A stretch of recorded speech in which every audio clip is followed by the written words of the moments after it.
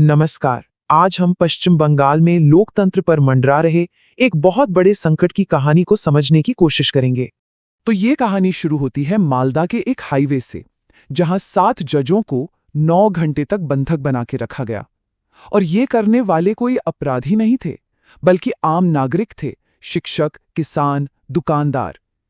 सवाल ये है कि आखिर ऐसी क्या नौबत आ गई? वजह थी, उनसे उनका वोट देने का अधिकार छीन लिया गया था। ये संख्या देखिए, 61 लाख। ये उन वोटरों की संख्या है जिनके नाम मतदाता सूची से हटा दिए गए थे।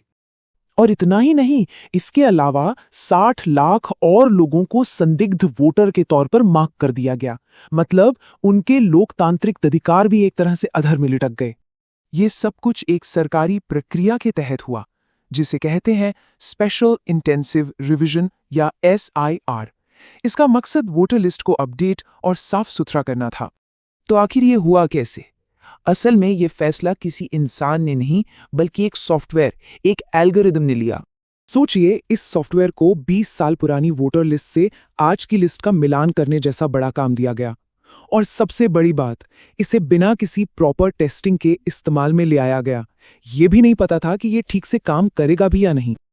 अब देखते हैं कि ये सॉफ्टवेयर गलतियां कैसे पकड़ रहा था।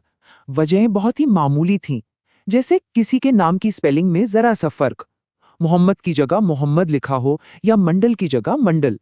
बस इतनी सी बात किसी का नाम लिस्ट से हटाने के लिए काफी थी। इतना ही नहीं, इसने उन परिवारों को भी संदिग्ध मान लिया जहां माता-पिता और बच्चों की उम्र का फासला थोड़ा असामान्य था। हो सकता है कि ये दशकों पहले हुई कोई क्लर्क की गलती हो, लेकिन सॉफ्टवेयर ने इसे एक बड़ी गड़बड़ी की तरह देखा।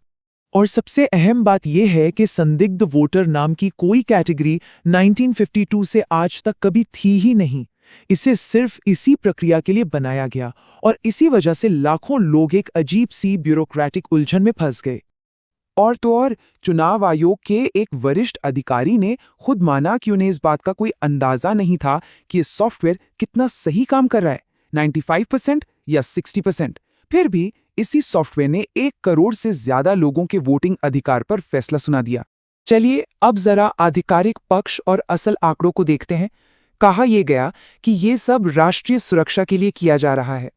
पब्लिक में यह नैरेटिव बनाया गया कि इस पूरी कवायद का मकसद वोटर लिस्ट से अवैध बांग्लादेशी अप्रवासियों को हटाना है। लेकिन आंकड़े कुछ और ही कहानी बयां कर रहे थे। देखिए, जिन मुस्लिम बहुल जिलों को टारगेट करने की बात हो रही थी, वहां अनमैप्ड वोटर 1% से भी कम थे, जबकि सबसे ज्यादा दर, करीब 9.47%, हिंदू शरणार्थी आबादी वाले जिलों में पाई गई। ये आंकड़े एक बहुत बड़ा सवाल खड़ा करते हैं। अगर इसका मकसद अवैध अप्रवासियों को हटाना नहीं था, तो फिर इस पूरी प्रक्रिया का असली मकसद क्या था? जब डेटा को और खंगाला गया, तो एक बहुत ही परेशान करने वाला पैटर्न सामने आने लगा। और ये पैटर्न सबसे साफ तब दिखाई देता है जब हम एक ही चुनाव क्षेत्र के अंदर अलग-अलग आबादी के आंकड़ों को देखते हैं। यहां का अंतर तो चौंकाने वाला है। रानीनगर विधानसभा में हिंदू बहुल बूथों पर सिर्फ 3% वोटरों को फ्लैग किया गया। वहीं उसी इलाके के मुस्लिम बहुल बूथों पर यह आंकड़ा सीधे 58% तक पहुंच गया। और इस लिस्ट में सिर्फ आम लोग नहीं थे। इसमें कारगिल युद्ध में लड़े सैनिक, हाईकोर्ट के रिटायर्ड जज, वर्ल्ड कप विजेता क्रिकेटर, राज्य सरकार के मंत्री और यहां तक कि खुद सर्वे करने वाले अधिकारी भी संदिग्ध पाए गए। अब देखिए, एक तरफ जहां लाखों नाम हटाए जा रहे थे, ठीक उसी वक्त एक दूसरा विवाद भी चल रहा था। आरोप ये थे कि दूसरे राज्यों से हजारों वोटरों के नाम अवैध तरीके से जोड़े जा रहे हैं।